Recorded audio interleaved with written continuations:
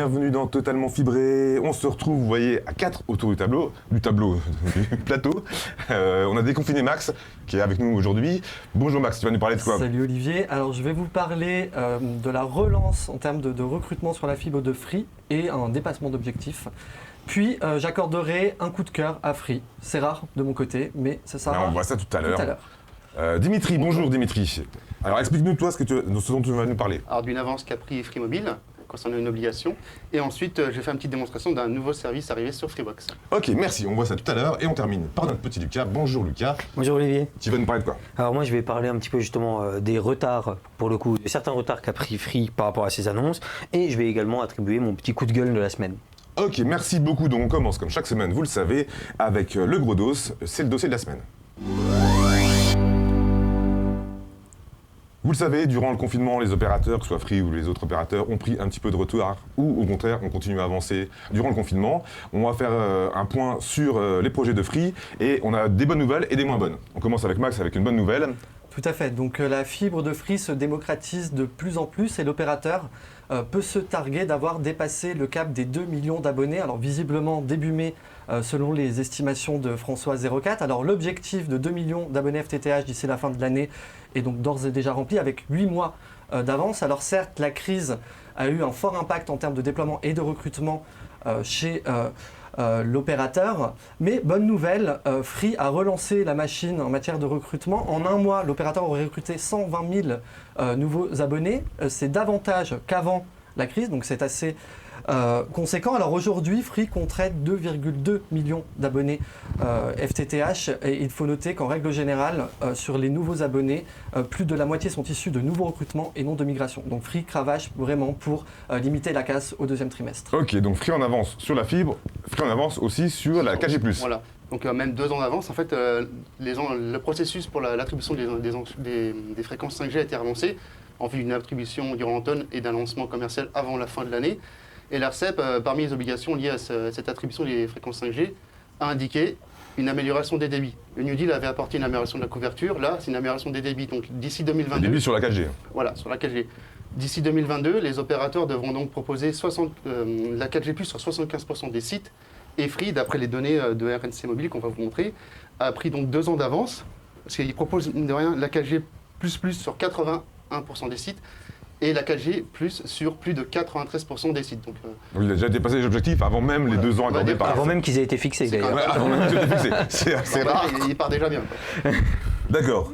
Donc on a des bonnes nouvelles et Lucas, qui est notre oiseau de malheur, va nous parler de mauvaises nouvelles. C'est un petit peu ça. Il y a des annonces de Free qui n'ont pas été respectées. Qui n'ont pas été vraiment tenues. On va commencer d'abord par la VOLTE.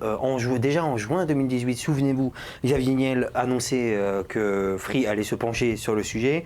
Puis en décembre de la même année, il en avait rajouté une couche en parlant en marge du lancement de la Freebox Delta, avec un lancement prévu à court terme, en 2018, après avoir justement pu déployer le roaming à l'étranger. En 4G. En 4G, effectivement. Et donc pour le coup, c'est vrai qu'on l'attend toujours, celle-là, la VOLTE, mais il y a également un autre retard qui pêche. Bon, ça, c'est pas exactement complètement de sa faute. La Freebox V8, évidemment. Donc annoncé pour fin 2019 au départ, finalement prévu d'après nos informations pour le premier trimestre 2020. Et pas de bol, qu'est-ce qui est arrivé à la fin du premier trimestre? Fin du premier trimestre, vous savez tout ce qui est arrivé. L'épidémie a mis un petit peu d'arrêt, un cran d'arrêt au plan de Free. Elle a été finalement repoussée de plusieurs mois, sans donner de date, évidemment. Reste à voir si la sortie se fera avant les vacances ou plutôt vers la rentrée en septembre. Ouais, on imagine que ce ne sera pas en plein mois d'août quand les gens sont pas là. Ça serait assez surprenant. Donc soit c'est dans les prochaines semaines, soit ce sera à la rentrée. C'est ça. Merci beaucoup Lucas pour ces informations. En tout cas, tu nous as plombé le moral. Désolé. Je te remercie bien. Et on continue là avec une bonne nouvelle, puisque depuis le confinement, là, les chantiers concernant la 4G et en tout cas les sites mutualisés dans le cadre du New Deal mobile ont repris. La Fédération française des télécoms a communiqué dessus cette semaine en disant que Free, Orange, SFR et Bouygues avaient relancé la machine et nous a gratifié d'une petite vidéo où on peut voir la levée d'une antenne 4G.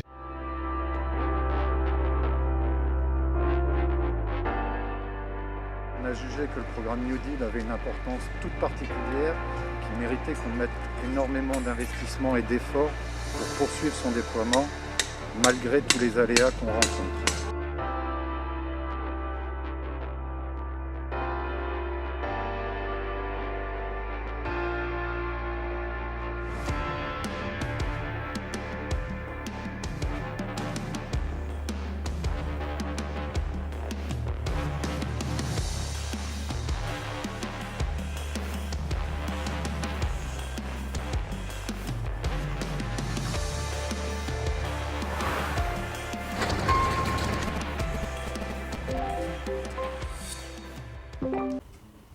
vous voyez que c'est pas évident hein, de lever une antenne.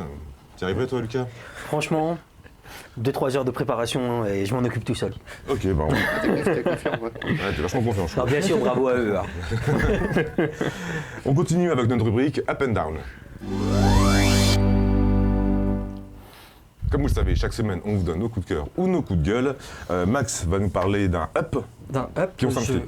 je lève mon pouce pour Free. Donc l'opérateur souhaite améliorer la connexion Wi-Fi de sa Freebox Révolution, qui n'est pas si vieillissante que ça malgré tout. Et cette semaine, Free a sollicité les abonnés en annonçant rechercher environ 50 bêta-testeurs. Donc dans le cadre d'une future mise à jour du serveur de la Freebox Révolution, et donc qui intégrera une grosse amélioration du Wi-Fi. Alors leur mission sera notamment de tester la stabilité, le débit et la portée du Wi-Fi. Donc cet appel en fait a remporté un franc succès puisque il y a eu 200 demandes pour 500 bêta-testeurs. Qu'est-ce que je vous l'ai dit d'autre? Oui, donc voilà, Free qui appelle ses abonnés, on ne peut qu'apprécier. Et puis on verra le résultat prochainement et visiblement, il y aura un nouveau firmware qui va sortir dans les prochains jours. C'est ça. Merci beaucoup. Donc on parlait de lever une antenne. On va rester sur le sujet, puisque... En quelque sorte, effectivement. Alors explique-nous tout ça, Lucas. Je vais parler un petit peu d'un amendement qui a été adopté, proposé par une sénatrice Les Républicains et adopté par le Sénat. L'amendement en question a été également soutenu par le gouvernement. Il vise à éviter l'accès des sites pornographiques aux mineurs. Le Sénat vient d'accepter cet amendement-là. Il veut durcir, pardonnez-moi l'expression, l'accès au site. La certification je certifie avoir plus de 18 ans ne sera plus valable et veut plutôt utiliser d'autres outils. Certains ont été suggérés, notamment l'utilisation de données bancaires et l'utilisation de l'identifiant French Connect qui sert par exemple sur le site des impôts. France Connect, tout court. Hein, France Connect, pardon, oui, du coup, évidemment. Donc c'est le numéro qui vous permet de déclarer vos impôts, des choses comme ça. C'est ça. Donc pour le coup... Pourquoi nous on vous en parle? C'est quand même parce que justement, si les sites ne sécurisent pas l'accès à ces, pour les majeurs, les opérateurs pourront recevoir l'ordre de la part du tribunal via une demande du président du CSA de couper tout simplement l'accès à ces sites. Le seul truc, c'est qu'il y en a beaucoup sur Twitter qui l'évoquent aussi. Ils n'ont pas forcément envie de mettre leurs coordonnées bancaires ou de mettre leur identifiant des impôts sur des sites un petit peu olé olé. Nous, on n'y va pas, donc le problème ne se pose pas. Évidemment, mais de on toute parle pour façon, les gens qui nous regardent et qui y vont régulièrement. Bien sûr. Voilà, je ne sais même pas de quoi je parle en fait, finalement. oui.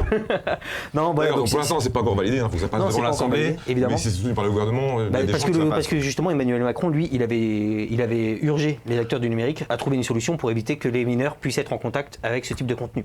Ok, mais on peut comprendre en même temps que ça puisse poser problème. C'est surtout pour logique, les enfants c'est très logique, jeunes. c'est plutôt le moyen qui est critiqué. Oui, ok, merci beaucoup Lucas. Max va nous donner un condensé d'informations avec l'info à toute vitesse. Non, c'était le mauvais générique, mais c'est pas grave, on va le faire quand même. Hein. Alors retour à la normale pour le forfait 2 € offert depuis le 12 mai dernier. Les appels illimités ne le sont plus. L'opérateur propose à nouveau depuis ce matin sa formule habituelle, donc comprenant 2 heures d'appel et 50 MO de data. C'est officiel, la nouvelle chaîne économique et business créée par l'ex-visage de la matinale de BFM Business débarquera le 16 juin en premier sur les Freebox sur le canal 349, puis arrivera d'abord dans les offres canal, il me semble le 23 juin, puis début juillet sur les box d'Orange et Bouygues, mais pas chez SFR.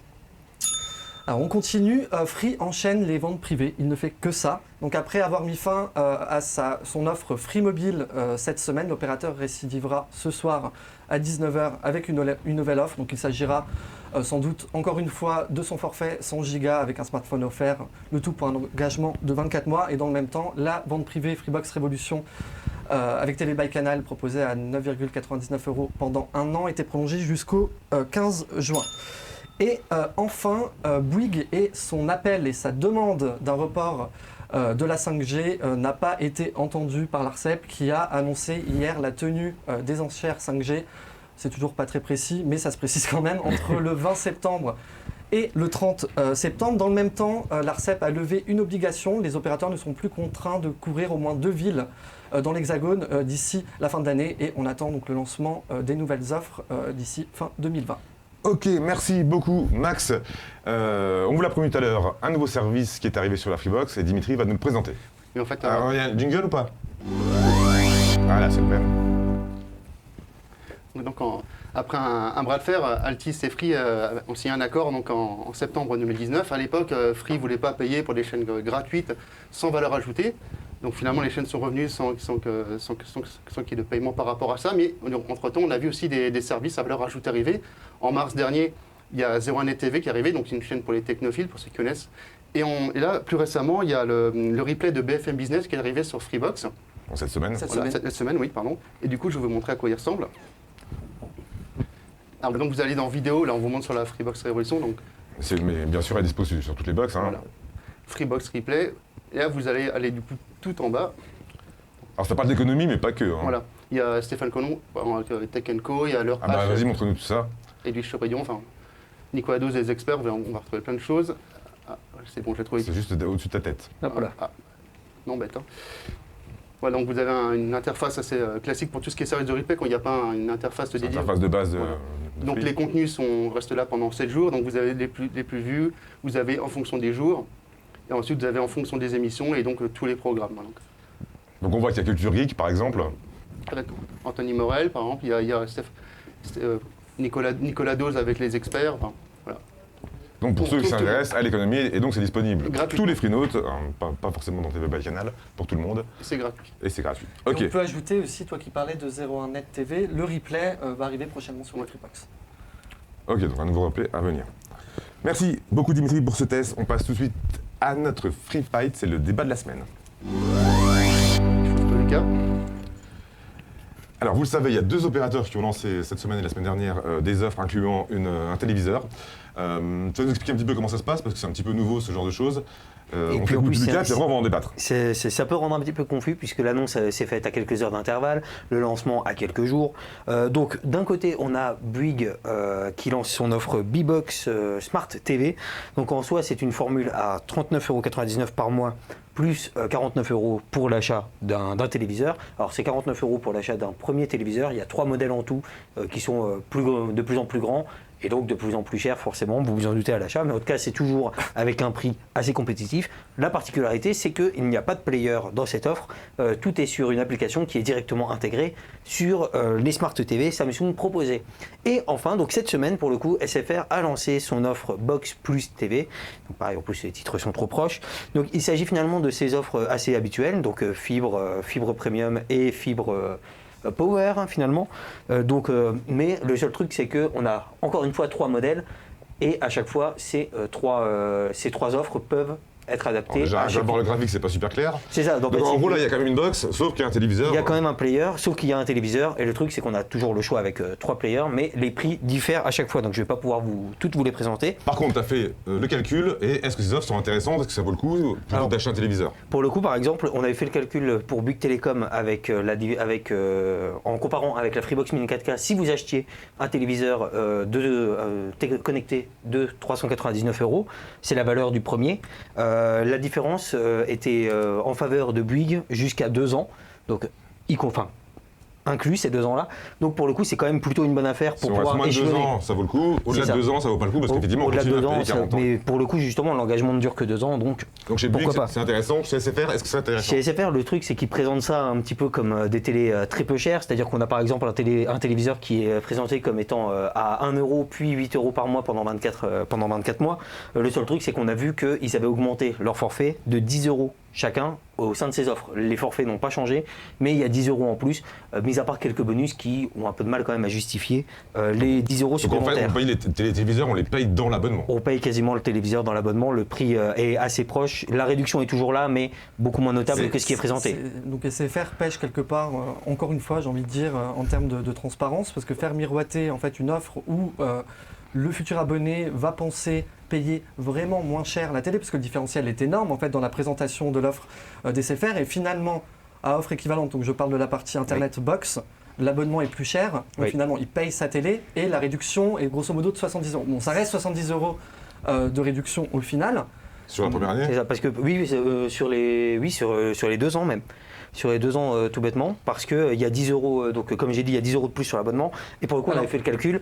Ce qui est dérangeant, c'est qu'il y a une incitation en fait, à acheter un modèle, puisqu'il y a un partenariat signé avec Samsung.